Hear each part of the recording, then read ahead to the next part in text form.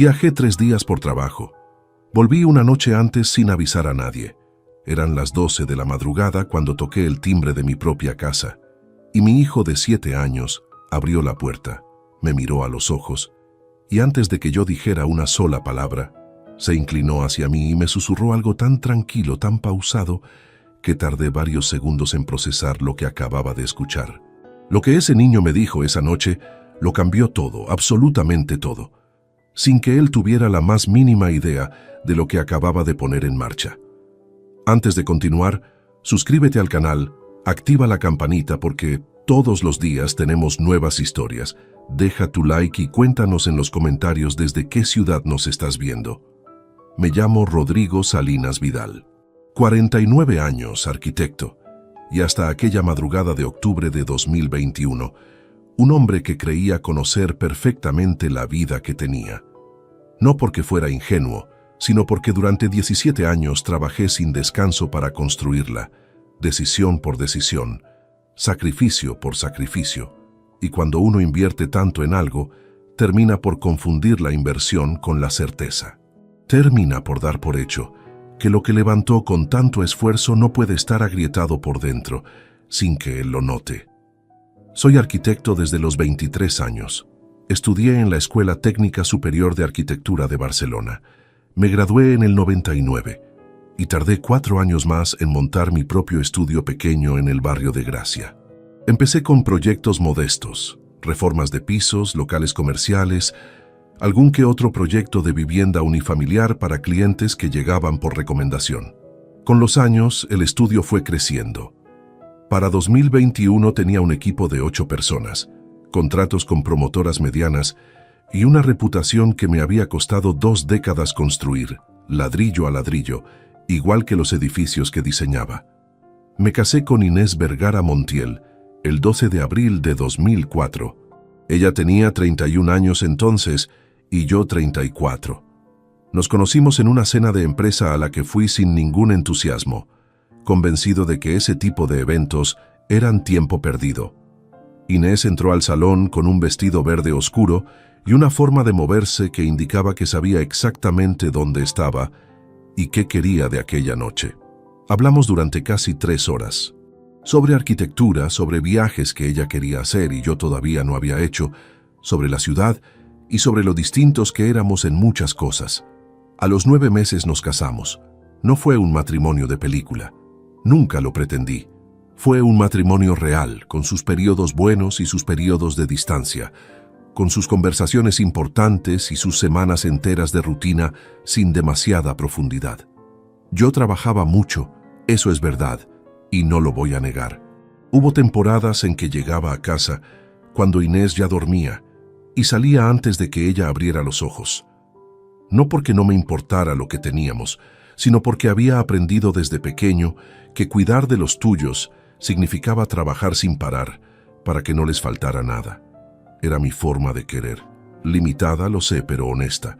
Mateo llegó el 3 de septiembre de 2014. Tenía yo 41 años cuando ese niño nació, y puedo decir que fue la primera vez en mi vida que sentí algo completamente fuera de mi control. Lo tuve en brazos en la sala de partos, pesaba 3 kilos y 400 gramos, tenía los ojos cerrados y los puños apretados, y pensé que todo lo que había construido hasta ese momento solo tenía sentido si era para protegerlo a él. Mateo cambió algo en mí que no sé nombrar con precisión, pero que estuvo presente desde ese día en cada decisión que tomé. Durante los años siguientes, Inés dejó de trabajar media jornada para quedarse más tiempo con el niño cuando éste empezó el colegio. Yo asumí, sin cuestionarlo, el peso económico completo de la familia. Pagábamos una hipoteca de 1.400 euros al mes por la casa que yo había diseñado y que mandamos construir en 2009 en un barrio tranquilo al norte de Barcelona. Ganaba entre 5.800 y 6.000 euros netos mensuales dependiendo de los proyectos activos y nunca faltó nada en casa. Eso también era una forma de querer. Al menos eso me repetía a mí mismo cuando llegaba tarde y el salón estaba ya a oscuras. El viaje de octubre de 2021 empezó un sábado por la mañana. 3 días en Madrid para supervisar en persona el avance de un edificio de uso mixto que mi estudio llevaba diseñando 14 meses. Salí de casa con una maleta mediana, besé a Mateo en la frente mientras desayunaba y le dije que el martes estaría de vuelta. Inés me acompañó hasta la puerta, me dio un beso rápido en la mejilla y me dijo que tuviera buen viaje. Un beso de rutina, del tipo que ya no se piensa mientras se da. Nada en aquella despedida me pareció distinto a cualquier otra. Ahora sé que debería haberme fijado más. El lunes por la tarde, la reunión principal con la promotora se adelantó y quedó todo resuelto antes de lo previsto. No había ninguna razón para quedarme una noche más en un hotel que olía a calefacción forzada y moqueta vieja. Cambié el billete, recogí la maleta y cogí el último AVE disponible hacia Barcelona. No avisé a Inés. No se me pasó por la cabeza hacerlo. Era mi casa. ¿Para qué iba a avisar de que volvía a mi propio hogar? Llegué a la estación de Sants a las 11:20 de la noche. Recogí el coche del aparcamiento y conduje los 17 minutos hasta casa con la radio apagada y la cabeza todavía en el proyecto que acababa de revisar. Cuando entré en nuestra calle, noté que las luces del salón y del dormitorio principal estaban encendidas. Miré el reloj del salpicadero, las 11:58. Inés raramente pasaba de las 10:30 despierta entre semana. Aparqué detrás de su coche, que estaba en la entrada, y me quedé unos segundos dentro del mío, sin entender por qué algo en el pecho se me había puesto tenso sin ninguna razón concreta que pudiera identificar. Bajé del coche, saqué la maleta del maletero y caminé hasta la puerta principal. Tenía las llaves en el bolsillo, pero toqué el timbre. No sé explicar del todo por qué lo hice. A esa hora, con ese frío seco de octubre que se mete entre la ropa, preferí llamar antes de entrar. Quizás para no asustar a nadie, quizás porque algo en mí, sin que yo lo supiera todavía, no quería abrir esa puerta sin que alguien la abriera desde dentro primero. Esperé. El silencio duró más de lo normal. Luego escuché pasos pequeños sobre el suelo de madera del pasillo, el sonido inconfundible de unos pies descalzos de niño corriendo con prisa. La puerta se abrió y Mateo apareció en el umbral con el pijama azul que le habíamos comprado en agosto, el pelo revuelto y los ojos semicerrados por el sueño, pero con una expresión en la cara que no era la de un niño que acaba de despertarse. Era algo distinto, algo que no le había visto antes, una seriedad que no correspondía a sus 7 años. Me agaché para quedar a su altura. Quise sonreírle, decirle que papá había vuelto antes, que todo estaba bien. Pero antes de que yo abriera la boca, Mateo dio un pequeño paso hacia mí, acercó los labios a mi oído con esa precaución torpe que tienen los niños cuando imitan a los adultos susurrando, y me dijo en voz muy baja, casi sin respiración: «Papá, hay un señor con mamá en tu cuarto. Ella me dijo que era el tío, pero yo no lo conozco». Me quedé inmóvil en el umbral. Las palabras de mi hijo de 7 años flotaron en el aire frío de aquella noche de octubre, como algo que no se puede atrapar ni devolver. Y mientras Mateo me miraba con esos ojos somnolientos, sin entender del todo lo que acababa de decirme, yo sentí que el suelo bajo mis pies ya no era el mismo suelo de siempre. Me levanté del umbral despacio, con la maleta todavía en la mano y el peso de esas 2 frases de Mateo instaladas en algún lugar entre el pecho y la garganta, donde las cosas se quedan cuando el cuerpo no sabe todavía cómo procesarlas. Le puse una mano en el hombro a mi hijo, suave, sin apretar, y le dije en voz baja que entrara y se fuera a la cama, que papá ya estaba en casa y que todo estaba bien. Él me miró un segundo más de lo necesario, como si quisiera asegurarse de que yo lo había entendido, y luego giró sobre sus talones y desapareció por el pasillo hacia su cuarto con esos mismos pasos pequeños sobre la madera. Cerré la puerta principal. Dejé la maleta en el suelo del recibidor sin hacer ruido. Me quedé quieto varios segundos escuchando la casa. El salón estaba encendido pero vacío. La cocina también. Desde donde estaba podía ver el pasillo que llevaba al dormitorio principal al fondo, con la luz filtrada por debajo de la puerta cerrada. Y fue entonces cuando lo escuché. Un movimiento al otro lado, rápido, como algo que se desplaza con urgencia dentro de una habitación, un roce de tela, el crujido específico del suelo de madera junto a la ventana lateral, ese que yo mismo había pisado miles de veces y que reconocí sin esfuerzo.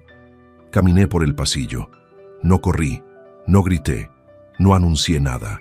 Simplemente avancé hacia esa puerta con una calma que no era serenidad, sino más bien la parálisis temporal que precede a los golpes importantes. Puse la mano en el pomo y abrí.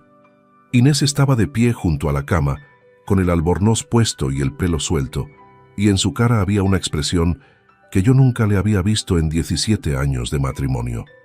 No era sorpresa exactamente. Era la expresión específica de alguien que lleva una fracción de segundo anticipando el momento que acaba de llegar y que a pesar de eso no está del todo preparado para él. Una mezcla de alarma y de algo parecido al cálculo, todo comprimido en menos de un segundo, antes de que su cara encontrara otra cosa en qué convertirse. Rodrigo.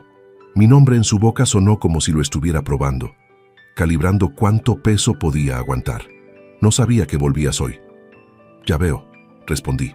La ventana lateral del dormitorio estaba entreabierta. Era octubre, hacía frío, y esa ventana llevaba meses con el cierre roto que yo siempre postergaba arreglar. Entré en la habitación y miré hacia la ventana, luego hacia el jardín trasero que quedaba 2 metros más abajo.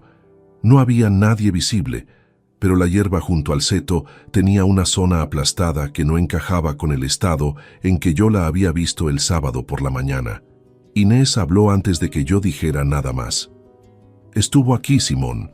Simón Pardo, ¿te acuerdas? Un chico que conocí en un curso el año pasado. Vino a buscar unos papeles de trabajo que yo guardaba. Se quedó un momento y ya se fue. Salió por el jardín para no despertar a Mateo con la puerta. Lo dijo de un tirón, sin pausa, con esa fluidez sospechosa que tienen las explicaciones que llevan un tiempo ensayándose, sin que quien las ensaya lo reconozca conscientemente. Simón Pardo, un nombre que yo no había escuchado nunca. Un hombre que venía a buscar papeles a las 12 de la madrugada, que salía por el jardín trasero para no molestar al niño. No respondí. Me acerqué a la mesita de noche del lado que era el mío, ese espacio que en 17 años había aprendido a reconocer con los ojos cerrados por la posición exacta de la lámpara, el cargador del móvil y el vaso de agua que siempre dejaba preparado antes de dormir. Esa noche, sobre la madera, había un vaso diferente al habitual, más alto, de los que guardábamos en el armario de la cocina y que yo nunca usaba en el dormitorio. Dentro quedaba agua hasta la mitad, y en el borde, visible con claridad bajo la luz de la lámpara, había una marca de labios, un tono que no era el que Inés usaba habitualmente, sino algo más oscuro, más intenso. La miré a ella, luego al vaso, luego otra vez a ella. Inés no dijo nada, yo tampoco. Cogí mi almohada de la cama, la puse bajo el brazo y caminé hacia la puerta del dormitorio sin pronunciar una sola palabra más. Detrás de mí, escuché que ella decía mi nombre otra vez, con una inflexión distinta, menos controlada, pero no me detuve. Recorrí el pasillo en sentido contrario, crucé el salón y me tumbé en el sofá con la almohada bajo la cabeza y los ojos clavados en el techo blanco. La casa quedó en silencio. Desde el cuarto de Mateo no llegaba ningún sonido. El niño debía haberse dormido otra vez, o al menos eso quería creer. Pensé en él, en la cara que había puesto al abrirme la puerta, en la precisión con que me había dicho lo que había dicho.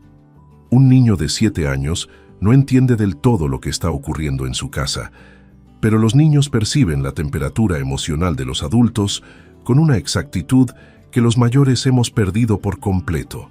Mateo había sentido que algo no era normal, y había hecho lo único que sabía hacer, decírselo a su padre. Estuve tumbado así durante un tiempo que no supe medir. No dormí. No lo intenté siquiera. Tenía los ojos abiertos y la mente trabajando en silencio, con una frialdad que me sorprendió a mí mismo, porque no era el estado en que creía que estaría en una situación así.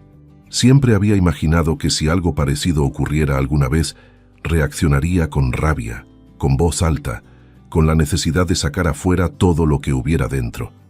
Pero no. Lo que sentí tumbado en ese sofá aquella noche fue algo completamente distinto.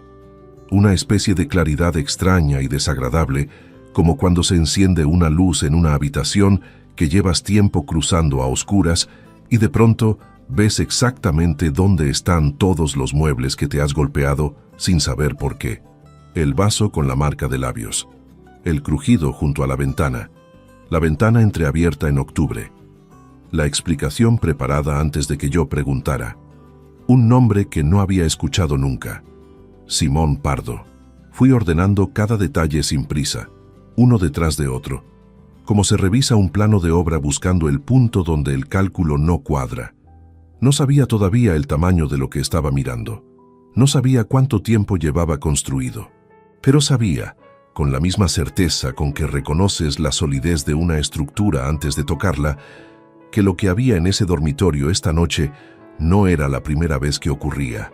Y esa certeza, silenciosa y fría como el aire que entraba por esa ventana rota que nunca había terminado de arreglar, fue lo último que recuerdo haber pensado antes de que el agotamiento del viaje me venciera y los ojos se me cerraran solos, allí, en ese sofá, en mi propia casa, con la almohada que olía a mi cama y a una vida que esa noche había empezado a tener una forma diferente.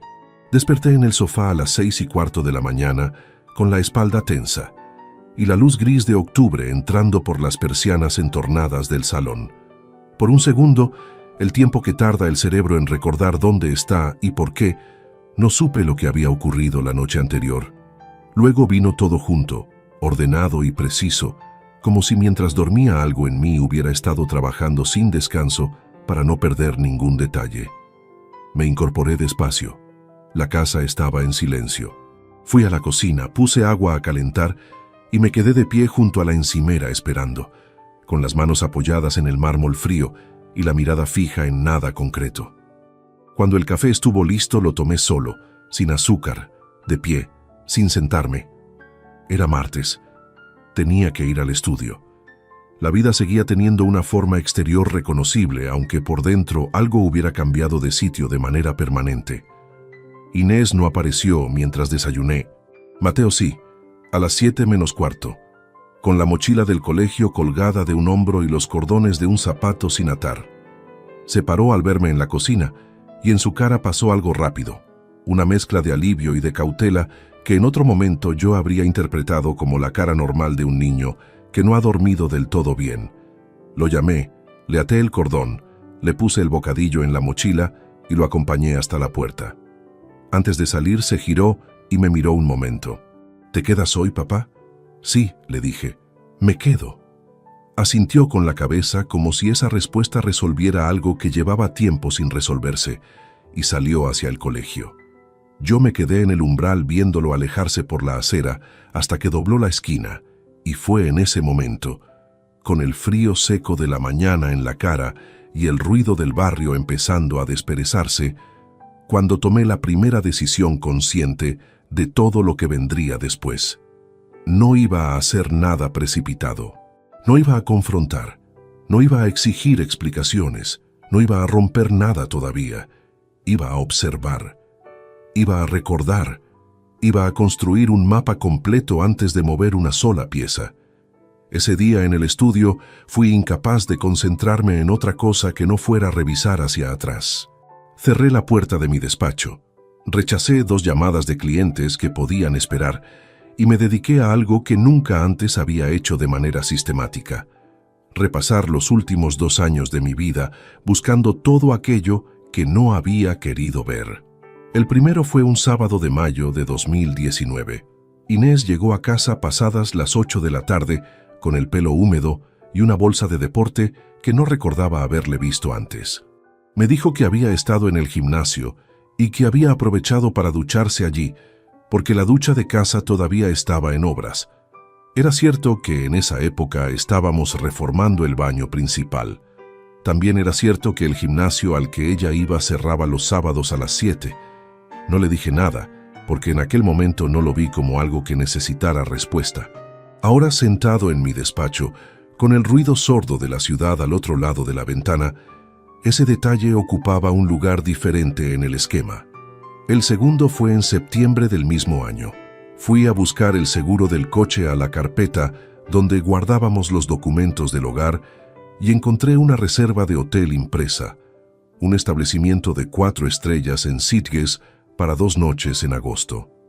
Yo ese agosto había estado en obra toda la semana. Pregunté a Inés si había ido a algún sitio con su hermana y ella dijo que sí, que habían pasado un fin de semana fuera, pero que no me había contado nada para no preocuparme por el gasto. Lo guardé sin seguir preguntando. Ahora recordaba que la hermana de Inés vivía en Zaragoza y que aquel agosto había estado con su familia en un viaje por el norte. Había fotos en el móvil, las había visto yo mismo. El tercero llegó en enero de 2020. Revisando los extractos bancarios de ese mes, que era algo que yo hacía cada 2 o 3 meses, sin demasiado detalle, encontré una transferencia de 850 euros desde la cuenta conjunta hacia una cuenta que no reconocí. Cuando le pregunté a Inés me dijo que era para pagar el arreglo del ordenador portátil y una compra de ropa para Mateo. No pedí el recibo, no lo comprobé. Tenía 3 proyectos encima en ese momento y la cabeza en otro sitio. 850 euros en una cuenta desconocida, y yo lo dejé pasar.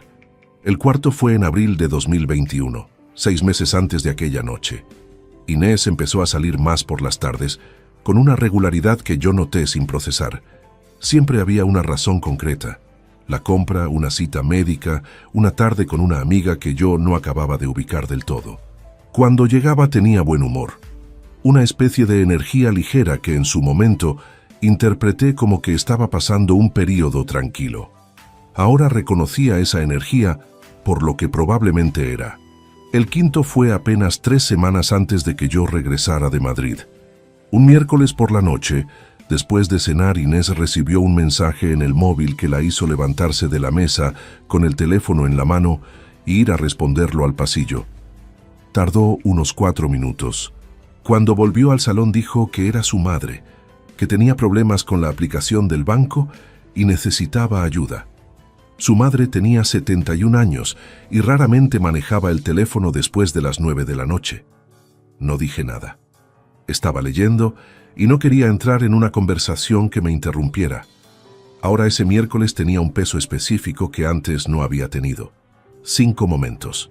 5 veces en que la información estuvo frente a mí con suficiente claridad para ser reconocida, y 5 veces en que elegí, sin saberlo, no reconocerla. No por cobardía ni por falta de inteligencia, sino por algo más sencillo y más difícil de admitir al mismo tiempo, porque estaba convencido de que lo que había construido durante 17 años era suficientemente sólido para no necesitar revisión. Porque había confundido la estabilidad económica de nuestra familia con la estabilidad de todo lo demás. Esa tarde, antes de salir del estudio, abrí un archivo nuevo en el ordenador y empecé a anotar fechas, cantidades y detalles de cada uno de esos momentos. No sabía todavía para qué exactamente, pero tenía la sensación clara de que necesitaba que esas cosas existieran escritas en algún lugar fuera de mi cabeza, que no podían quedarse solo en la memoria, donde los detalles se erosionan y la duda los va deformando con el tiempo. En casa aquella noche, la cena fue extrañamente normal en apariencia. Inés sirvió la mesa, Mateo contó algo del colegio sobre un compañero que se había caído en el patio, y yo respondí en los momentos adecuados con la cara que se supone que hay que poner. Era la primera vez en mi vida que hacía eso conscientemente, que separaba lo que pensaba de lo que mostraba con esa frialdad deliberada. No fue difícil, y eso también me dijo algo sobre mí mismo que no me resultó del todo cómodo reconocer. Cuando Mateo se fue a dormir, Inés se quedó un momento en el salón y me preguntó si estábamos bien. No lo dijo de frente, sino de lado, con los ojos en el teléfono y la pregunta lanzada al aire como si fuera algo menor. «Estoy cansado del viaje», respondí. «Mañana hablamos». Ella no insistió, y yo me fui a la cama pensando que la persona que dormía a mi lado esa noche era alguien a quien ya no conocía tan bien como había creído durante 17 años, pero también pensando algo más, que ahora mismo esa ventaja la de saber más de lo que ella creía que yo sabía, era lo único que tenía a mi favor. Y no iba a desperdiciarla. Pasaron 10 días desde aquella noche antes de que hiciera el primer movimiento concreto. 10 días en que mantuve la misma rutina de siempre. El estudio por la mañana, las obras cuando hacía falta, la cena en casa, las noches en la misma cama con 1 metro de colchón entre los dos que podría haber sido perfectamente un océano. Inés no volvió a mencionar lo ocurrido. Yo tampoco. Había entre nosotros una normalidad forzada, que ninguno de los dos nombraba, pero que los dos sosteníamos, con el mismo esfuerzo tácito, como si ambos supiéramos que romperla en ese momento costaría más de lo que cualquiera de los dos estaba dispuesto a pagar todavía. Lo que hice durante esos 10 días fue prepararme. Empecé por lo más básico: buscar información sobre cómo funciona legalmente en España la contratación de un investigador privado y qué valor tienen sus informes en un proceso de divorcio. No lo hice desde el ordenador del estudio ni desde el teléfono de empresa. Compré una tarjeta SIM de prepago en un estanco del centro y la usé desde un portátil antiguo que tenía guardado en el trastero del estudio desde hacía 4 años. Puede parecer excesivo. En ese momento, me pareció lo más sensato del mundo, porque lo único que tenía a mi favor era que Inés no sabía que yo sabía, y no estaba dispuesto a perder esa ventaja por un descuido evitable. El nombre de Marco Cienfuegos Dávila llegó a mí a través de un compañero del sector, un aparejador con quien había trabajado en varios proyectos y que años atrás había pasado por un proceso de divorcio complicado. No le expliqué nada de lo que estaba ocurriendo. Le dije que un conocido mío necesitaba los servicios de alguien discreto y profesional, y él me dio el nombre sin hacer más preguntas. Ese tipo de favores entre hombres que llevan años trabajando juntos no necesitan demasiada explicación. Llamé a Marco Cienfuegos desde la tarjeta de prepago un jueves por la tarde, desde el coche aparcado a 3 manzanas del estudio. Respondió al segundo tono con una voz tranquila, sin ninguna urgencia, como alguien que atiende una llamada más dentro de una jornada ordinaria. Cienfuegos.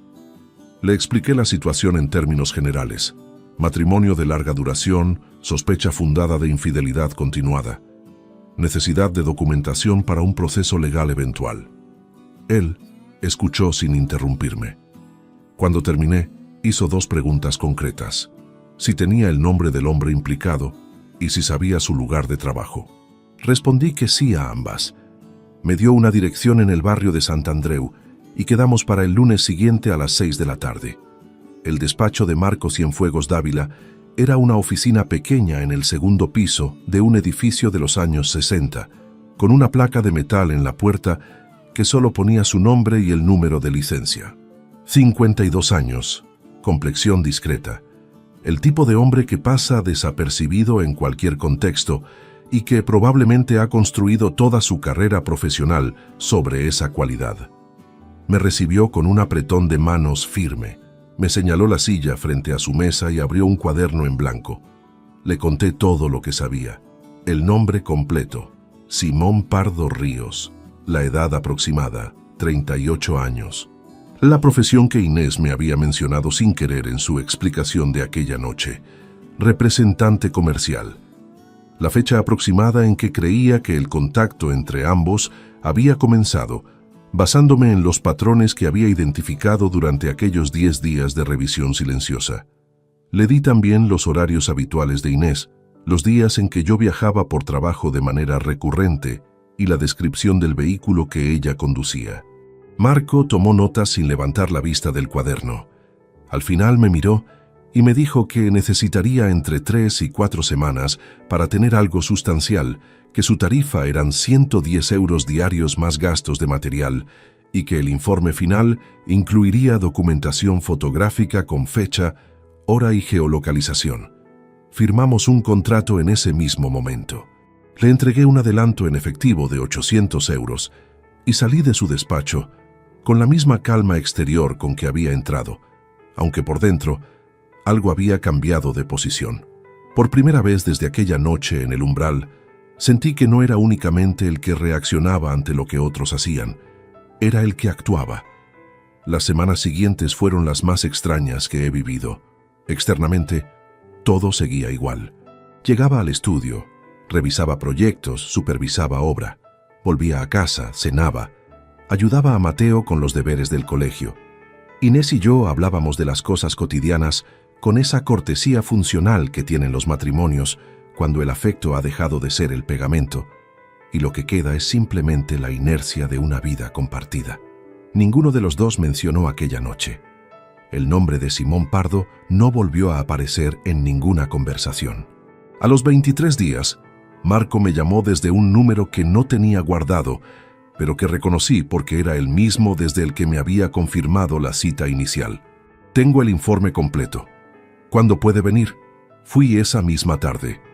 Marco abrió una carpeta de plástico azul oscuro sobre la mesa y empezó a exponer lo que había documentado con la misma neutralidad con que un médico revisa resultados de laboratorio frente a su paciente. Sin dramatismo, sin énfasis innecesario, con la precisión fría de alguien que lleva años siendo testigo de vidas rotas y que aprendió hace tiempo que la distancia profesional es lo único que le permite hacer bien su trabajo. El caso tenía fecha de inicio documentada, marzo de 2019, 2 años y 7 meses antes de aquella madrugada de octubre.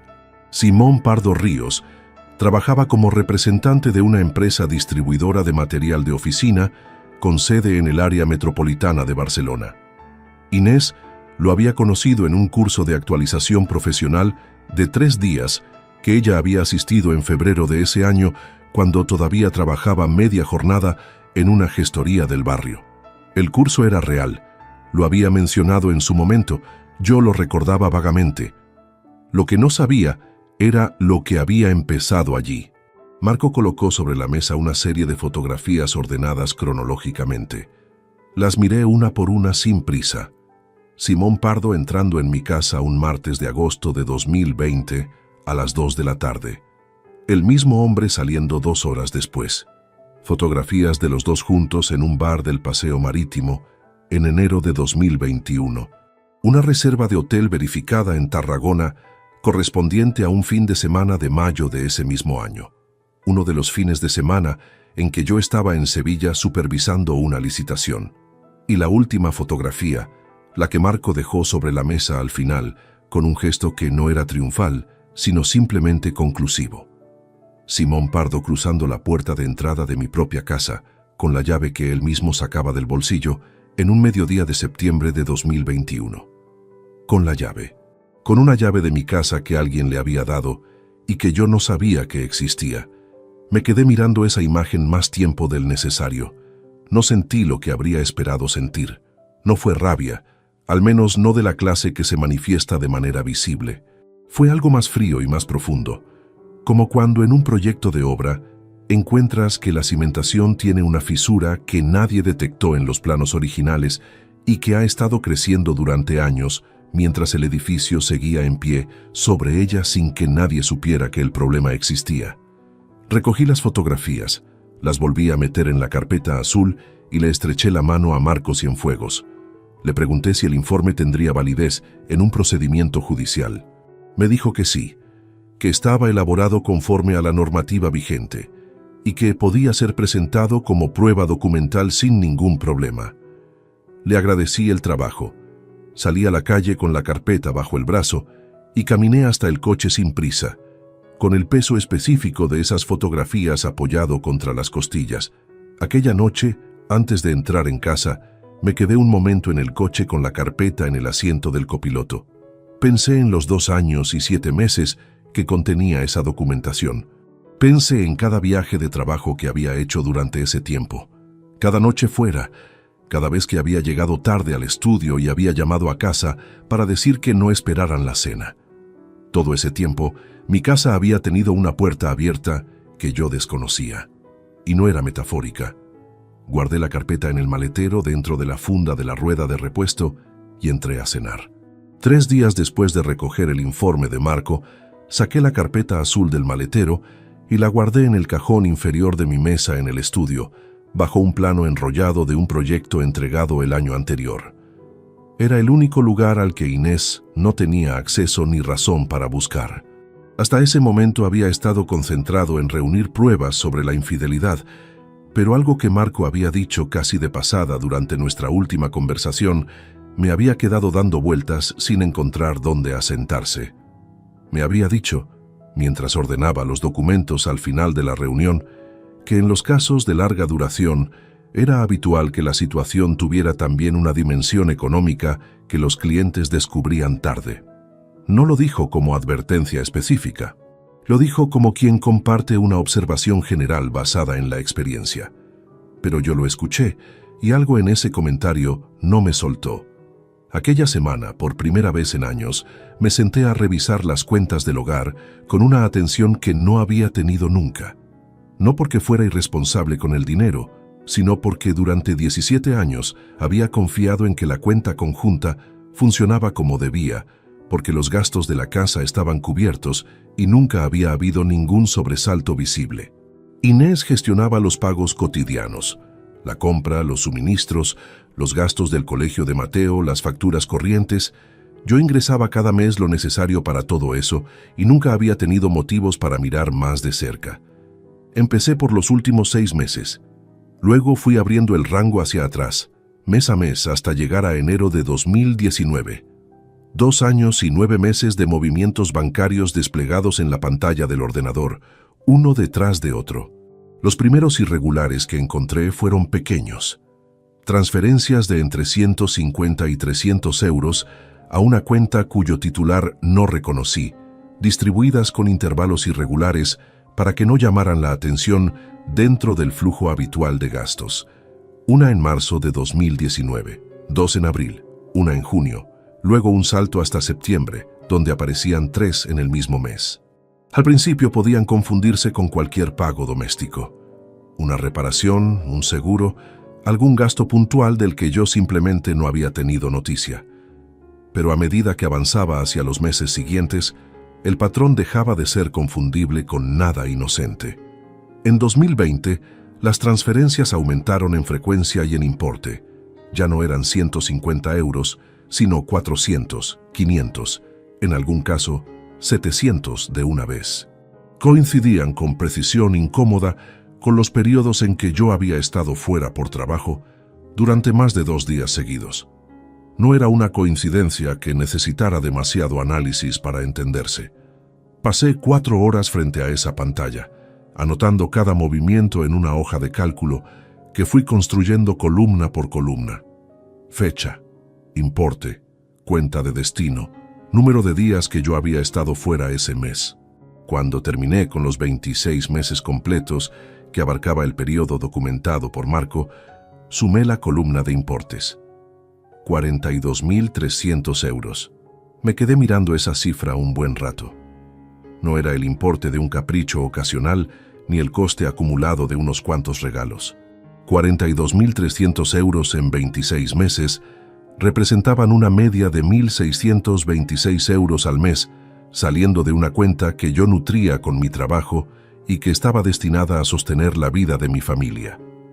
Viajes de fin de semana, cenas, noches de hotel, probablemente ropa, probablemente todo aquello que construye la apariencia de una vida paralela que se financia con el dinero de la vida que uno finge seguir teniendo. Lo que más me impresionó no fue la cantidad en sí, aunque era significativa, fue la sistemática, la manera en que cada transferencia había sido calculada para mantenerse por debajo del umbral de lo que podría despertar una pregunta, la distribución deliberada para que ningún mes destacara demasiado. Eso no era un impulso, era una administración. Alguien había pensado durante 26 meses cómo sostener económicamente una doble vida sin que la persona que pagaba esa doble vida se diera cuenta. Guardé la hoja de cálculo en el mismo portátil antiguo donde había buscado información sobre investigadores privados, lo apagué y lo volví a guardar en el trastero del estudio. Luego hice algo que llevaba postergando desde la noche en que volví de Madrid. Llamé a mi hermana. Berenice Salinas Ortega. Tenía 46 años y vivía en Sabadell, a unos 40 minutos de Barcelona. Éramos los 2 únicos hijos de nuestros padres y habíamos crecido con esa proximidad particular que tienen los hermanos que no necesitan hablar todos los días para saber que el otro está disponible cuando hace falta. No le había contado nada de lo ocurrido hasta ese momento, no porque no confiara en ella, sino porque necesitaba tener algo sólido entre las manos antes de pronunciarlo en voz alta. Ponerlo en palabras frente a alguien hacía que se volviera completamente real, y hasta esa semana una parte de mí todavía estaba gestionando la distancia entre lo que sabía y lo que implicaba saber. La llamé un miércoles por la tarde desde el móvil de prepago, caminando por la calle. Respondió al tercer tono. «Rodrigo, ¿todo bien? Necesito verte, no por teléfono». Hubo una pausa de 2 segundos. Berenice y yo llevábamos suficientes años siendo hermanos para que ese tipo de frase no necesitara explicación adicional. «El sábado por la mañana, ven a casa». Fui el sábado a las 10. Mateo estaba con Inés en casa de los abuelos maternos esa mañana, así que tuve el tiempo libre sin tener que dar ninguna explicación. Berenice me abrió la puerta. Me dio un abrazo rápido y me metió dentro sin decir nada, hasta que los dos estuvimos sentados a la mesa de su cocina con café delante. Le conté todo desde el principio. La noche del regreso, las palabras de Mateo, el vaso con la marca de labios, los 10 días de observación, Marcos Cienfuegos y el informe, las fotografías, la llave, y por último los 42.300 euros, con la hoja de cálculo que había impreso esa mañana antes de salir de casa y que saqué del bolsillo interior de la chaqueta doblada en 4. Berenice no me interrumpió en ningún momento. Cuando terminé de hablar se quedó mirando la hoja durante varios segundos con los labios apretados, luego levantó los ojos. «¿Cuánto tiempo llevas con todo esto solo?» «Desde octubre», sacudió la cabeza despacio. No dijo nada sobre Inés, no hizo ningún comentario sobre lo que pensaba de ella. Berenice tenía esa capacidad, que yo siempre había admirado, de leer una situación y entender de inmediato cuál era el paso siguiente, en lugar de detenerse en la indignación. Necesitas un abogado antes de hacer cualquier otra cosa, y no uno cualquiera. Lo sé. Por eso te llamé. Tú conoces a Gustavo Herrera. Gustavo Herrera Cano era el abogado que había llevado el divorcio de una amiga cercana de Berenice 3 años antes, un proceso complicado con bienes en disputa que había resuelto con una precisión que mi hermana había mencionado en alguna conversación de pasada sin que yo le hubiera dado demasiada importancia en aquel momento. «Te consigo la cita esta semana», dijo Berenice. Se levantó, fue al cajón junto al teléfono fijo y volvió con una tarjeta de visita que guardaba desde hacía tiempo. La puso sobre la mesa entre los dos. Yo la cogí, la miré y la guardé en el bolsillo. Berenice volvió a sentarse y apoyó los codos en la mesa. Por primera vez desde que empecé a hablar, su cara mostraba algo que no era únicamente concentración práctica. «¿Estás bien?», era la pregunta más sencilla que me habían hecho en semanas y también la más difícil de responder con honestidad. Pensé en Mateo preguntándome si me quedaba. Pensé en los 42.300 euros. Pensé en la llave que alguien había sacado del bolsillo para entrar en mi casa.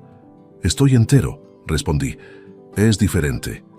Berenice asintió como si eso fuera exactamente la respuesta que esperaba, y en el silencio que siguió, mientras el café se enfriaba entre los dos, sentí que por fin había alguien más en el mundo que sabía lo que estaba cargando, y que ese peso, sin disminuir ni un gramo, era al menos un poco más soportable de llevar. Gustavo Herrera Cano tenía su despacho en el Paseo de Gracia, en un edificio de fachada modernista, cuyo interior era completamente funcional y sin ornamento. Paredes blancas, estanterías ordenadas, luz natural que entraba por ventanales altos. Berenice había conseguido la cita para el jueves siguiente a las 5 de la tarde, 2 días después de nuestra conversación en Sabadell. Me presenté puntual con la carpeta azul de Marco bajo el brazo y la hoja de cálculo impresa en el bolsillo interior de la chaqueta. Gustavo tenía 54 años, complexión media, el cabello entrecano peinado hacia atrás con sobriedad. Llevaba una camisa azul claro sin corbata y unas gafas de montura fina que se quitaba y se ponía mientras leía, con el gesto automatizado de alguien que lleva décadas haciéndolo. Me saludó con un apretón de manos breve y directo, sin el exceso de cordialidad que tienen algunos profesionales cuando quieren parecer accesibles. Me señaló la silla frente a su mesa y se sentó al otro lado sin rodeos. Su hermana me ha dado el contexto general. Cuénteme usted el resto. Lo hice, con la misma secuencia que había usado con Berenice, pero esta vez más comprimida, más orientada a los hechos concretos y menos a la reconstrucción emocional. Gustavo escuchaba con los codos apoyados en la mesa y los dedos entrelazados frente a la cara, los ojos fijos en mí, sin tomar notas todavía. Cuando llegué a la parte de los 42.300 euros, saqué la hoja de cálculo y la puse frente a él. La estudió durante un minuto completo sin decir nada.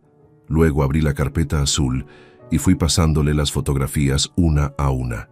Las miró con la misma atención clínica con que había mirado los números, sin cambiar la expresión en ningún momento, ordenándolas en una fila horizontal sobre la mesa a medida que las recibía. Cuando terminé, Gustavo recogió las fotografías, las alineó con cuidado y las devolvió a la carpeta. Se recostó en el respaldo de la silla. El informe del investigador tiene validez como prueba documental siempre que haya sido elaborado por un profesional con licencia en activo, lo cual, según lo que me dice, es el caso. Las transferencias bancarias son igualmente documentables a través de los extractos oficiales que puede solicitar a la entidad, sin necesidad de justificar el motivo. Con estos dos elementos más la cronología que usted ha reconstruido, tenemos una base sólida para iniciar un procedimiento de divorcio contencioso con solicitud de compensación económica por los fondos extraídos de la cuenta común. Me explicó que en España el divorcio no requiere causa para ser solicitado, pero que la documentación de la situación reforzaba significativamente la posición negociadora en cuanto al reparto de bienes y a la reclamación del dinero desviado. El importe de 42.300 euros era reclamable como extracción indebida de fondos del patrimonio conyugal, con posibilidades reales de recuperación parcial o total dependiendo de la situación patrimonial de Inés en el momento de la liquidación. Hablamos también de Mateo. La guarda compartida era el escenario más probable, dado que no existía ningún factor que inhabilitara a ninguno de los dos como progenitor. Gustavo fue claro. El objetivo era proteger la relación de Mateo con su padre durante y después del proceso, y eso requería que yo mantuviera una conducta estrictamente documentada y sin ningún episodio que pudiera ser usado en contra. ¿Ha confrontado a su esposa desde la noche en que regresó? No. Gustavo asintió levemente, como si esa respuesta confirmara algo que ya esperaba. Bien, no lo haga todavía. Necesito que durante las próximas semanas todo siga exactamente igual en apariencia. Lo que vamos a hacer primero es revisar el régimen económico matrimonial para identificar los bienes gananciales y separar lo que es estrictamente suyo antes de que se inicie ningún procedimiento formal. Me explicó que en función del régimen bajo el que nos habíamos casado, algunos activos vinculados directamente a mi actividad profesional podían quedar fuera del reparto o tener una valoración diferenciada. El estudio de arquitectura, constituido como sociedad limitada unipersonal antes del matrimonio, aunque ampliado durante él, requería una valoración pericial independiente. Me recomendó no realizar ningún movimiento financiero llamativo por el momento, pero sí comenzar a ordenar y documentar el patrimonio profesional con un asesor contable de confianza. Antes de despedirme, Gustavo me miró con una pausa breve antes de hablar. Señor Salinas, llevo 22 años en esto. Lo que me ha traído hoy está bien construido. Pero quiero que sepa algo que no siempre les digo a mis clientes tan pronto. Esto va a ser un proceso largo y va a costar energía en momentos en que ya no tendrá ganas de gastarla. La parte legal es la más sencilla. Lo que viene alrededor no lo es tanto. Lo miré y le dije que lo entendía.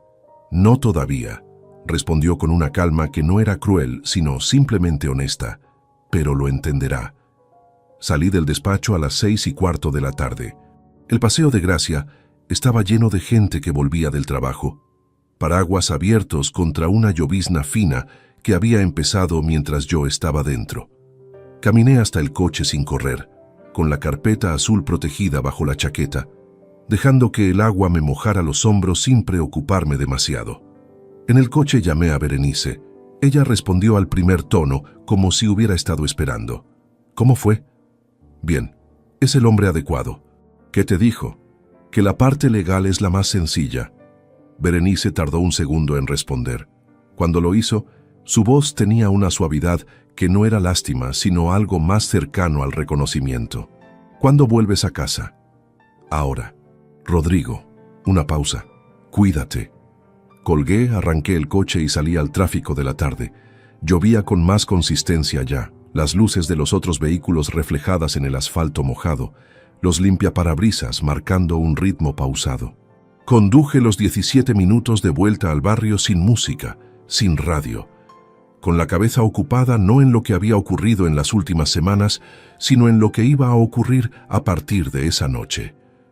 Inés no sabía nada.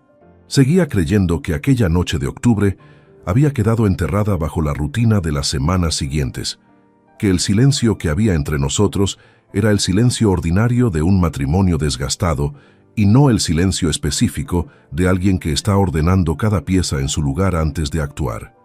Esa distancia entre lo que ella creía y lo que realmente estaba ocurriendo era ahora un activo tan valioso como cualquier documento de la carpeta azul. Entré en casa a las 7:10. Inés estaba en la cocina terminando de preparar la cena. Mateo jugaba en el salón con los Lego extendidos por la alfombra. Me agaché junto a él un momento y le pregunté qué estaba construyendo. Me mostró algo que, según él, era un edificio con helipuerto en la azotea. Le dije que tenía buena pinta. Él volvió a sus piezas satisfecho. Me cambié de ropa en el dormitorio, guardé la chaqueta con cuidado en el fondo del armario y fui a sentarme a la mesa cuando Inés llamó a cenar. Hablamos de cosas sin importancia durante la cena. El cole de Mateo, una obra en la calle que estaba complicando el tráfico del barrio, una serie que Inés había empezado a ver en la televisión. Todo completamente ordinario. Todo completamente sostenido sobre una estructura que solo yo sabía que estaba a punto de ser desmontada con precisión quirúrgica. Esa noche, antes de apagar la luz, me quedé mirando el techo en silencio. No con angustia, con algo parecido a la concentración que tengo antes de presentar un proyecto importante, cuando todo el trabajo previo ya está hecho y lo único que queda es ejecutar lo que llevas meses preparando. Había una claridad en esa sensación que no esperaba encontrar, y me acompañó hasta que el sueño llegó, limpio y sin interrupciones, por primera vez en muchas semanas. Gustavo necesitó 6 semanas para tener todo en orden. 6 semanas durante las cuales la vida doméstica siguió su curso, con esa monotonía funcional que se había instalado entre Inés y yo desde octubre, y que a esas alturas ya no me costaba mantener, porque había aprendido a habitarla como se habita una sala de espera, con paciencia sin instalarme del todo, sabiendo que era provisional.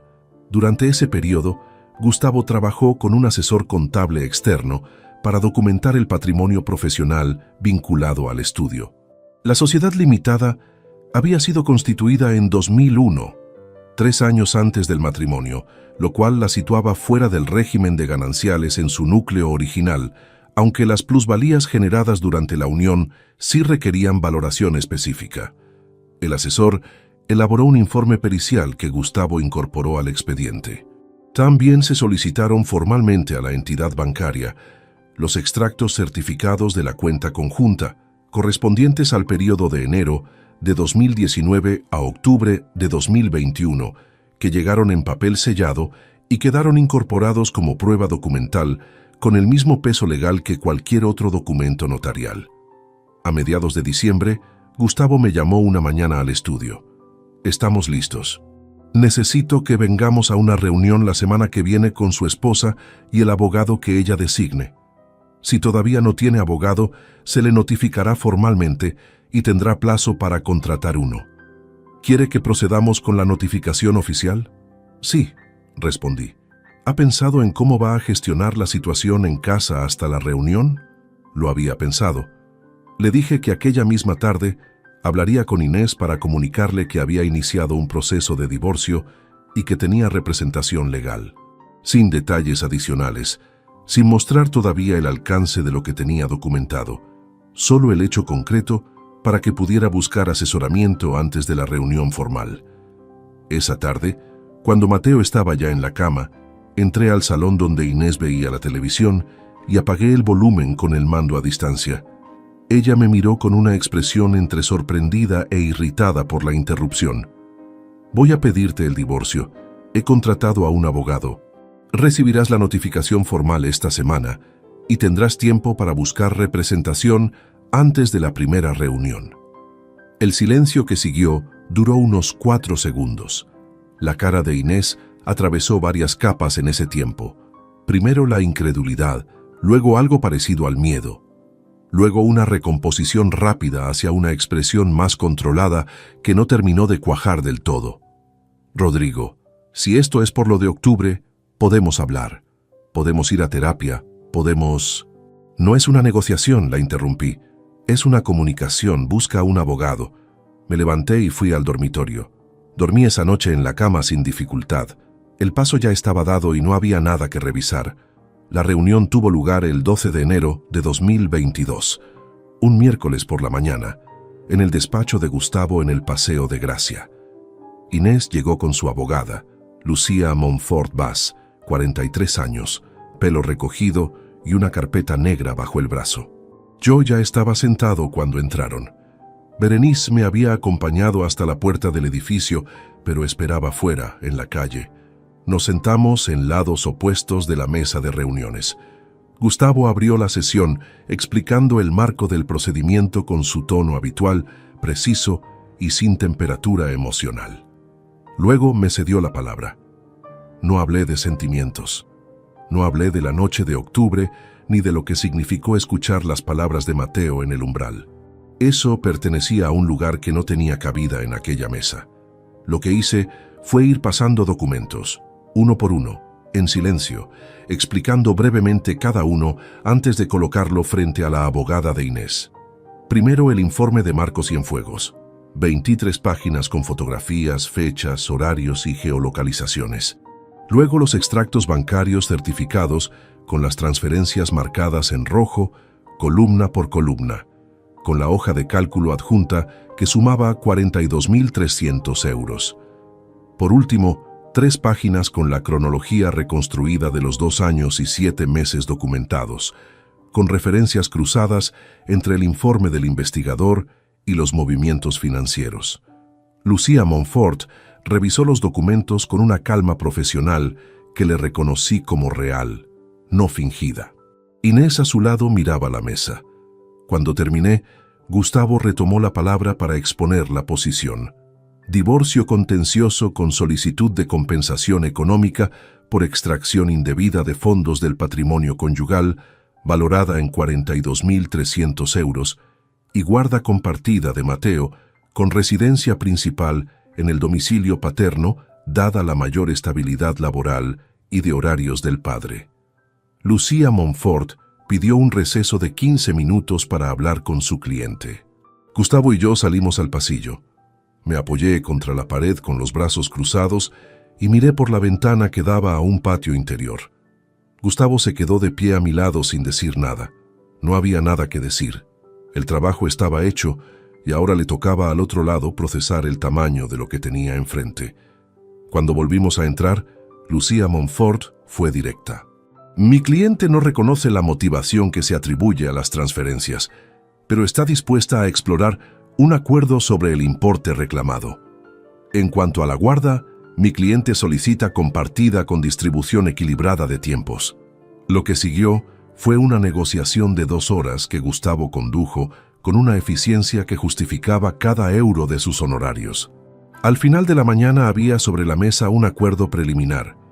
Restitución de 26.000 euros en 12 mensualidades, guarda compartida con semanas alternas y liquidación de los bienes comunes en los términos que el informe pericial del estudio establecía.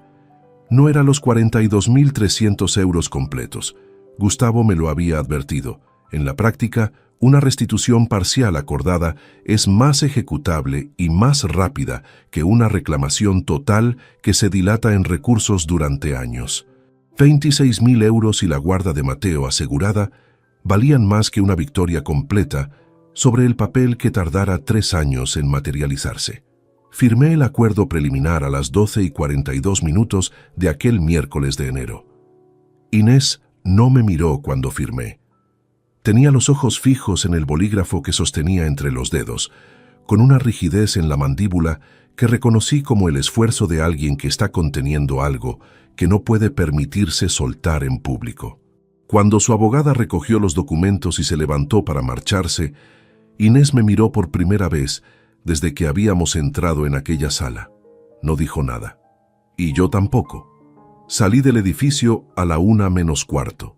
La calle estaba seca y había una luz de invierno limpia y baja que cortaba entre los edificios en ángulos largos.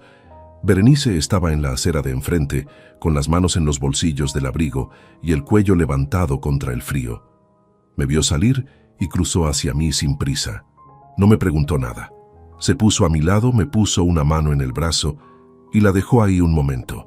Caminamos media manzana en silencio antes de que yo hablara. «Está hecho». Berenice apretó el brazo una vez y lo soltó.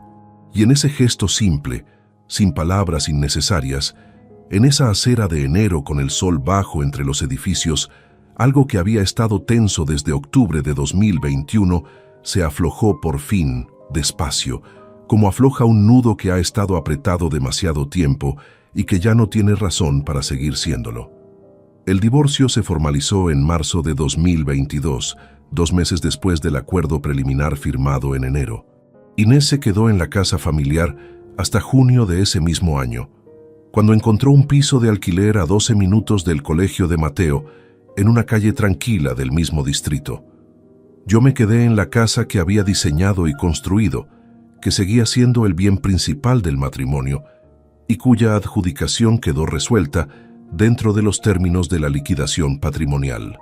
El primer día que me quedé solo en ella, sin Mateo esa semana y sin nadie más, recorrí las habitaciones en silencio con las manos en los bolsillos, como si estuviera inspeccionando un proyecto ajeno. Los primeros meses de guarda compartida funcionaron con la mecánica torpe pero operativa que tienen esos arreglos cuando los dos adultos priorizan, al menos formalmente, el bienestar del hijo. Las semanas alternas, las entregas en la puerta del colegio, los mensajes breves sobre horarios y actividades puntuales. Mateo cruzaba de un hogar al otro con esa adaptabilidad pragmática que los niños desarrollan cuando el mundo adulto les exige más de lo que deberían tener que gestionar a su edad. 8 años y una mochila que iba y venía cada 7 días. Intenté que las semanas que Mateo pasaba conmigo fueran consistentes sin resultar forzadas. No lo sobreprotegí ni lo saturé de actividades para llenar el espacio vacío. Cocinábamos juntos los domingos, cosa que a él le gustaba más de lo que yo habría esperado. Íbamos al parque cuando el tiempo lo permitía. Los viernes por la noche veíamos una película en el sofá con palomitas, una costumbre que había empezado casi por accidente y que fue convirtiéndose en algo que los dos esperábamos sin necesidad de comentarlo. Eran momentos pequeños, sin pretensión de compensar nada, y quizás por eso funcionaban. Durante 2022 y la mayor parte de 2023, aquello se sostuvo. No era la familia que habíamos sido, ni pretendía serlo. Era algo más estrecho pero más honesto, construido sobre lo que quedaba después de que todo lo demás había sido retirado. El primer cambio lo detecté en otoño de 2023. Mateo tenía 9 años y había empezado 4º de primaria. Llegaba a mis semanas con una energía diferente, más contenida, menos dispuesta a la conversación espontánea que antes surgía sola mientras hacíamos cualquier cosa. Al principio lo interpreté como parte del crecimiento, ese repliegue natural hacia el interior que va ocurriendo conforme los niños avanzan en edad. Pero había algo más específico en la manera que tenía de responder cuando se hablaba de su madre, del piso donde vivían o de los fines de semana allí. Una cautela que no era natural sino adquirida, como vocabulario prestado de alguien mayor. Una tarde, mientras hacía los deberes en la mesa de la cocina, Mateo preguntó sin levantar los ojos del cuaderno por qué yo me había ido de casa. Me quedé un momento quieto antes de responder. Era la primera vez que lo formulaba directamente y con esa palabra exacta, ido. Le dije que los adultos toman decisiones difíciles a veces, que tanto su madre como yo lo queríamos y que eso era lo único que no iba a cambiar nunca. No le mentí, pero tampoco le dije la verdad completa, porque hay verdades que un niño de 9 años no puede cargar sin que le hagan daño. Él asintió despacio, siguió escribiendo y no volvió a preguntar esa noche. Pero la pregunta en sí me dijo algo importante. Los niños de 9 años no preguntan por qué el padre se fue de casa si nadie les ha presentado la historia con esa formulación específica.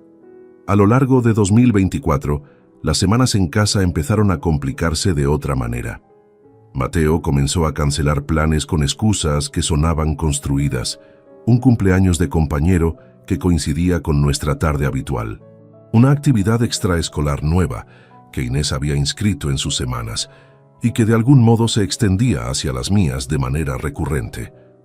Pequeñas erosiones que individualmente parecían circunstancias ordinarias, pero que acumuladas durante meses formaban un patrón que yo reconocía porque era el mismo método que había operado en otro contexto años antes, la constancia silenciosa de lo que se construye gota a gota hasta que parece que siempre estuvo ahí. Inés no cometía nunca nada formalmente denunciable, nunca incumplió una entrega, nunca llegó tarde a recogerlo, nunca emitió ningún comentario documentable en mi presencia. Era más sutil y por eso más difícil de confrontar. Era la versión de los hechos que Mateo recibía en el otro hogar, gota a gota, semana a semana, hasta que fue convirtiéndose en la que él consideraba propia, sin saber que le había sido entregada pieza por pieza. Para 2026, cuando Mateo cumplía 12 años, las conversaciones entre nosotros eran mayormente funcionales. Me contaba cosas del colegio cuando le preguntaba, respondía sobre sus amigos con la brevedad de quien cumple un trámite, y guardaba para sí todo lo que en otro momento habría compartido sin pensarlo. Yo seguía preparando las cenas que le gustaban, siguiendo los equipos de fútbol que él seguía, dejando la puerta abierta sin forzarla. Porque hay una diferencia entre rendirse y reconocer que hay semillas que necesitan más tiempo del que uno desearía para dar señales visibles de vida. En 2027 Mateo cumplió 13 años. Ese verano, por primera vez desde el divorcio, rechazó la semana de vacaciones que teníamos acordada en agosto. Me dijo que prefería quedarse en Barcelona con sus amigos. Lo dijo por mensaje, con una naturalidad que dolió más que cualquier argumento que hubiera podido presentar. Llamé a Gustavo para consultarle si aquello tenía alguna implicación legal.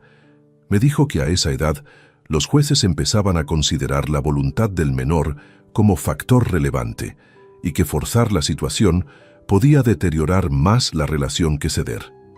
Cedí. Pasé esa semana de agosto en el estudio avanzando trabajo con la sensación precisa de quien sabe que está perdiendo terreno sin encontrar el modo de recuperarlo sin causar más daño. Para 2028, Mateo tenía 14 años y era ya un adolescente de complexión espigada que me sacaba media cabeza cuando lo recogía en el colegio.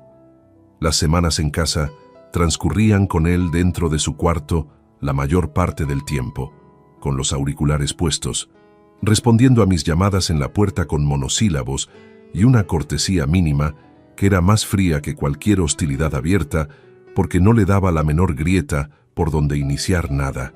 No era odio, era distancia.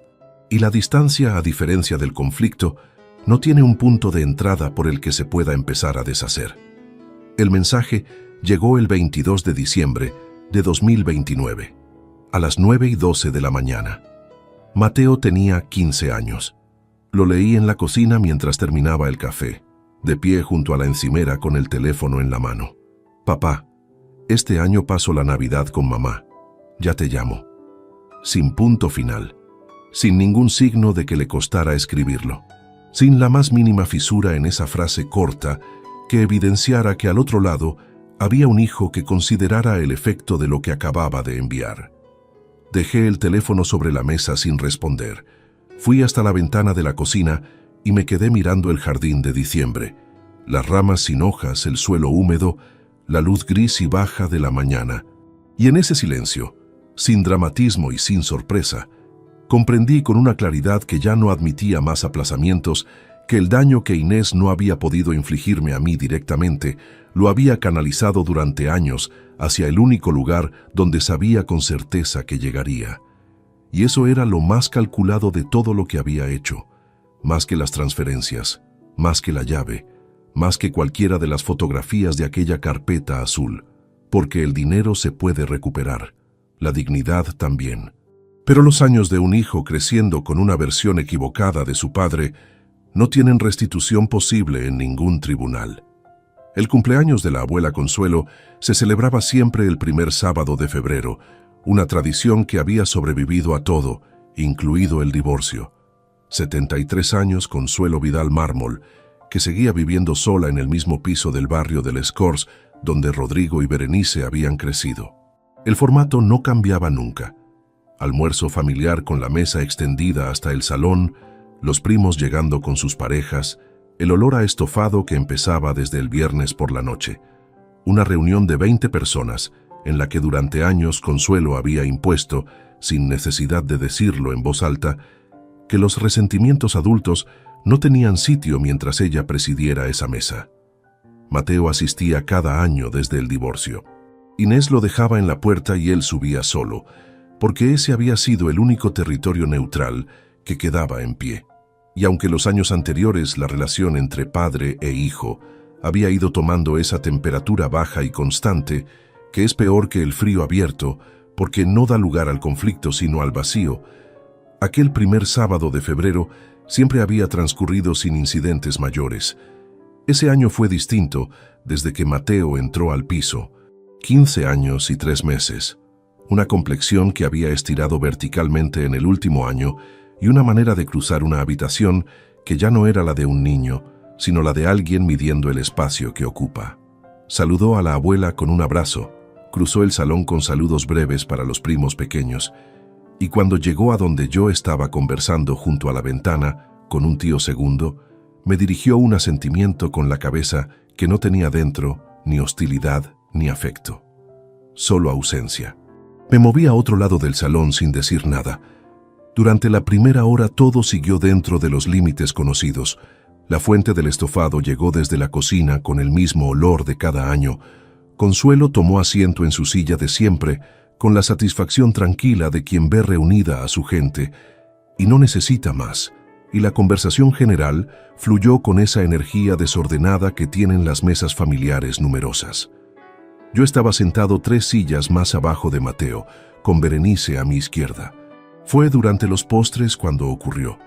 No hubo detonador identificable, no hubo conversación previa que lo provocara, ni comentario que actuara de antesala. Mateo dejó el tenedor sobre el plato con un gesto deliberado y cuando levantó los ojos, los dirigió directamente hacia mí, con esa fijación de quien lleva tiempo esperando el momento y ha decidido que ya llegó. Quiero decir algo. La mesa tardó unos segundos en quedarse en silencio. La conversación murió en oleadas, de los más cercanos hacia los extremos, hasta que quedaron 12 personas mirando al mismo punto.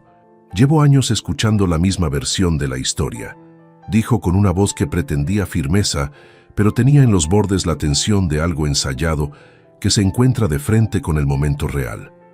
Que todo fue culpa de mamá, que ella fue la mala, que mi padre es la víctima de todo, y nadie aquí dice nada porque nadie quiere complicaciones.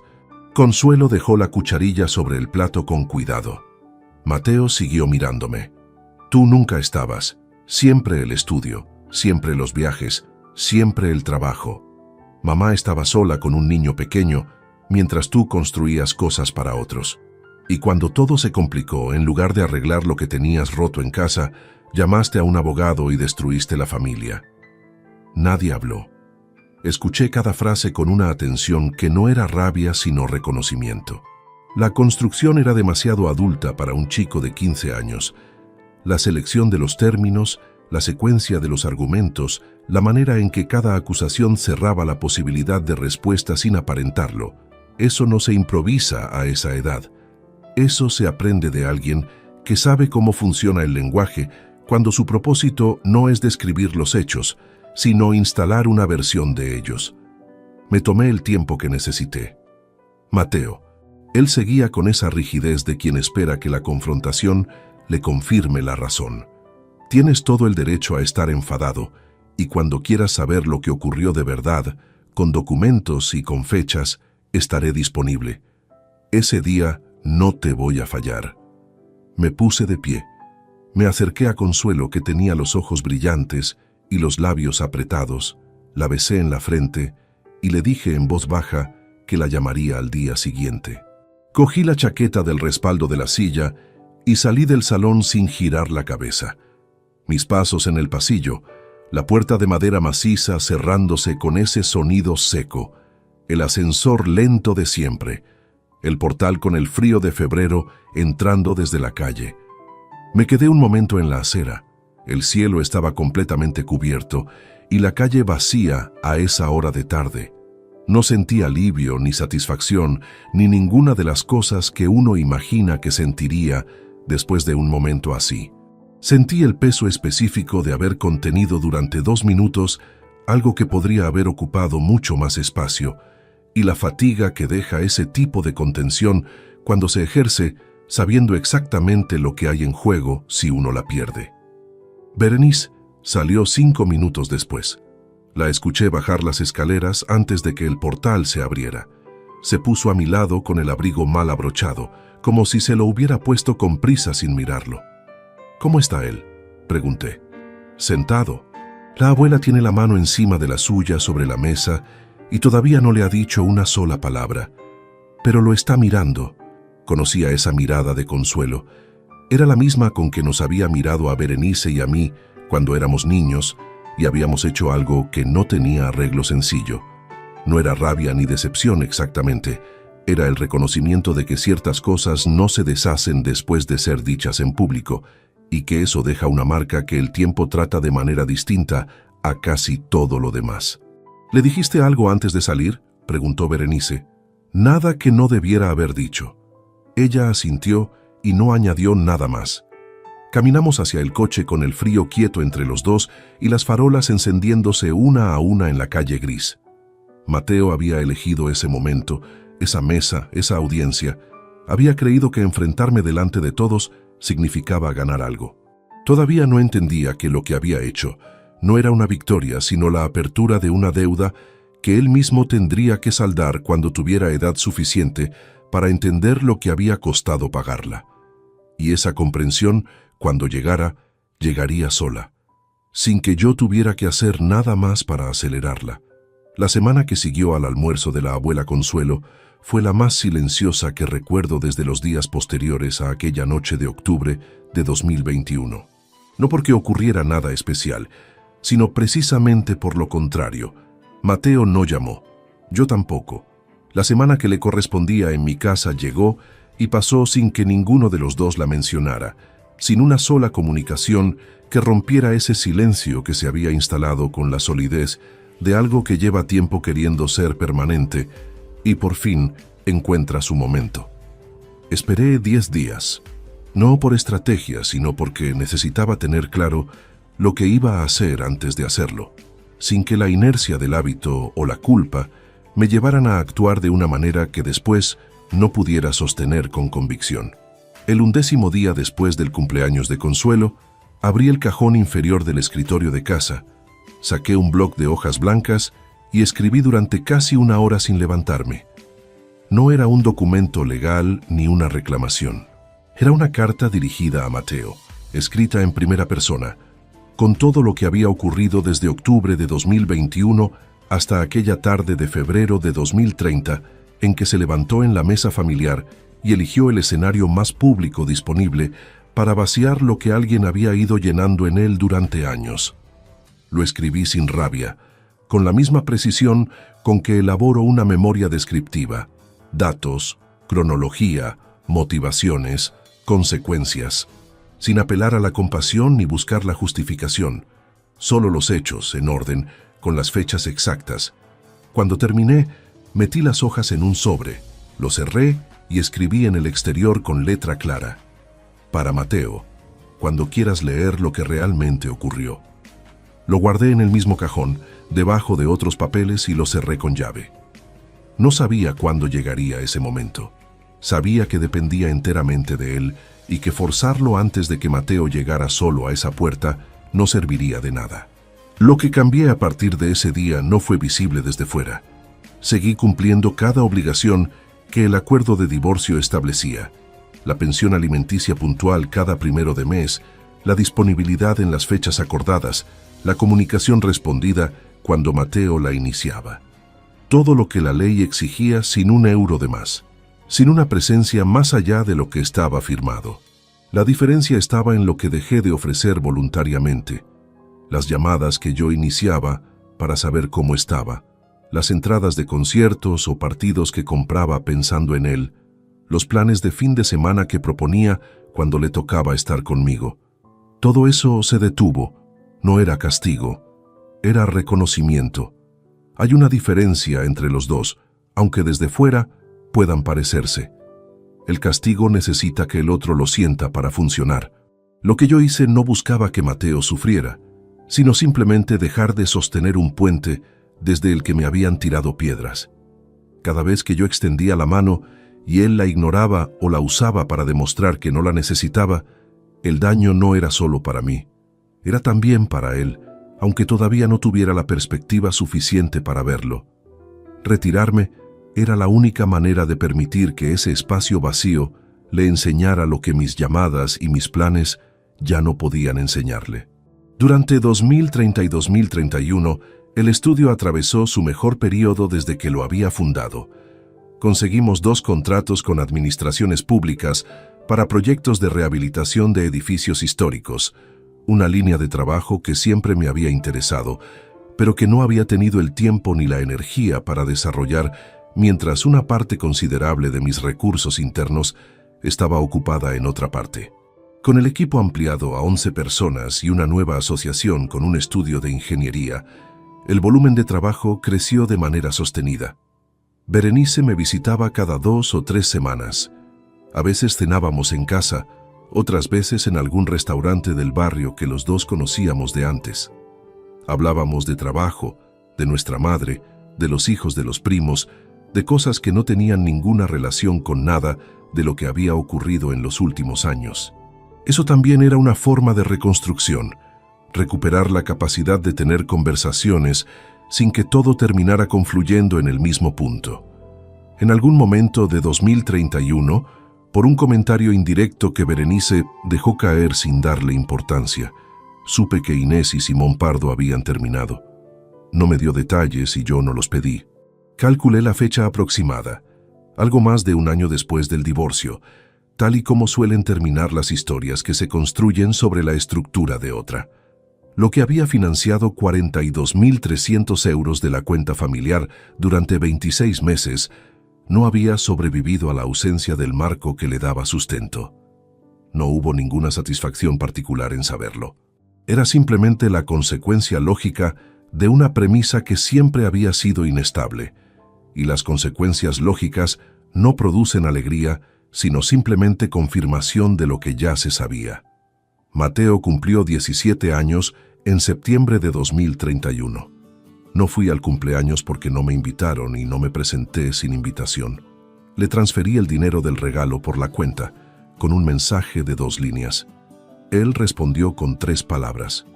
Guardé esa respuesta en el teléfono sin releerla. Lo vi en persona 3 veces durante ese año. Las 3 en el contexto de las obligaciones del acuerdo, que a esa altura eran cada vez más esporádicas, dado que él tenía ya la edad suficiente para que su voluntad tuviera peso formal. Cada encuentro duró lo que tenía que durar y transcurrió con la cortesía mínima de 2 personas que comparten un vínculo biológico y poco más, al menos en apariencia.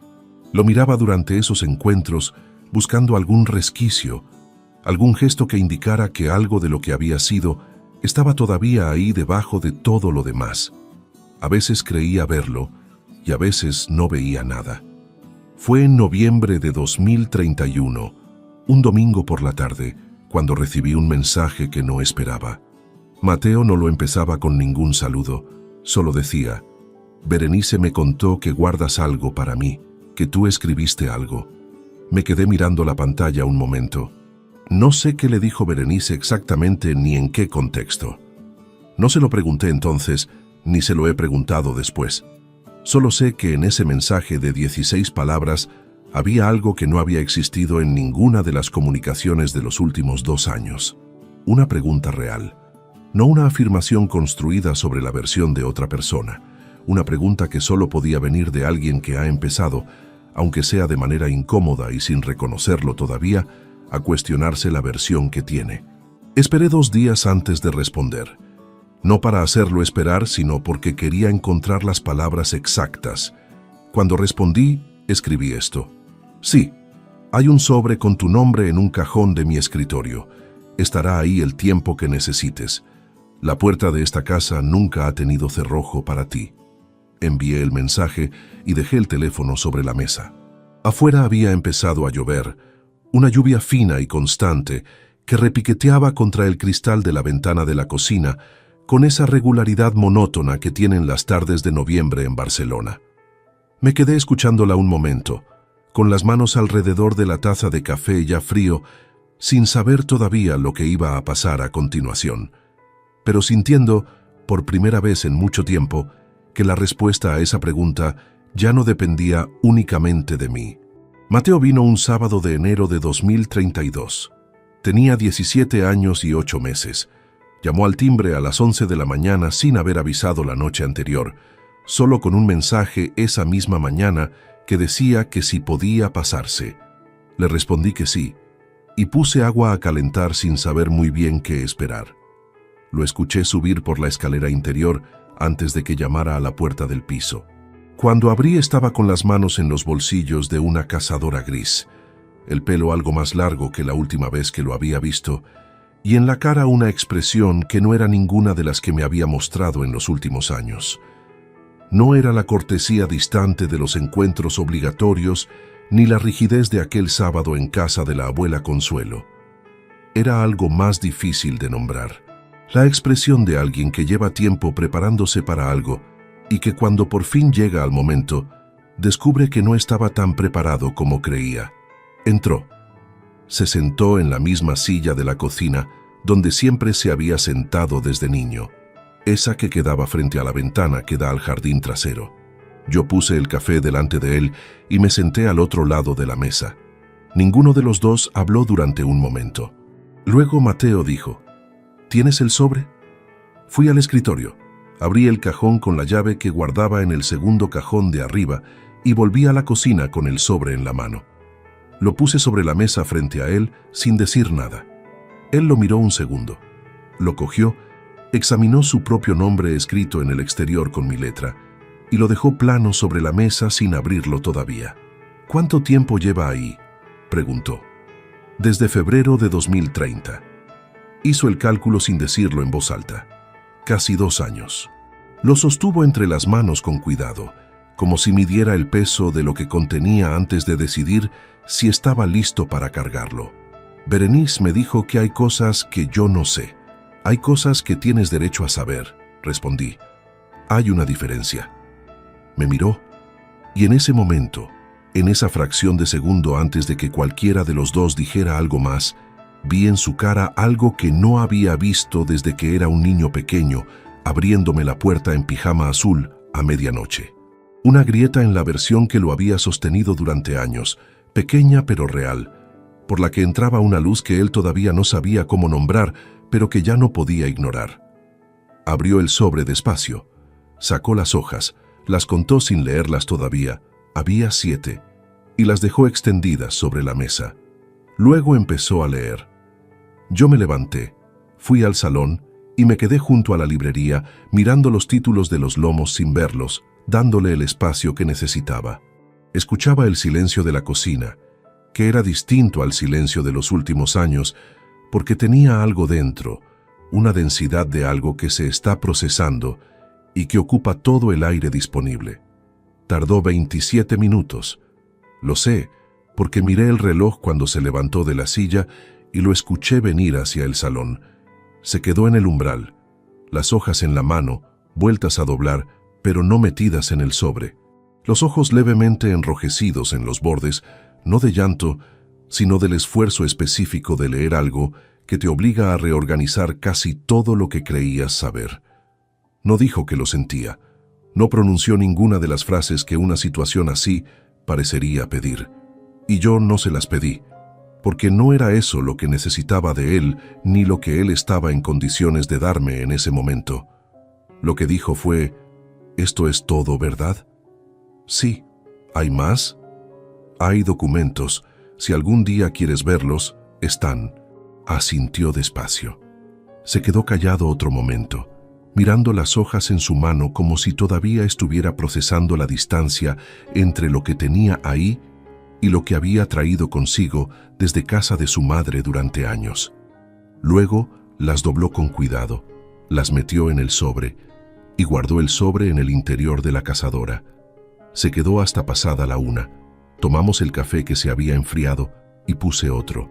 Hablamos poco y de nada específico, del estudio, de lo que él quería estudiar el año siguiente, de un libro que Berenice le había recomendado y que todavía no había empezado.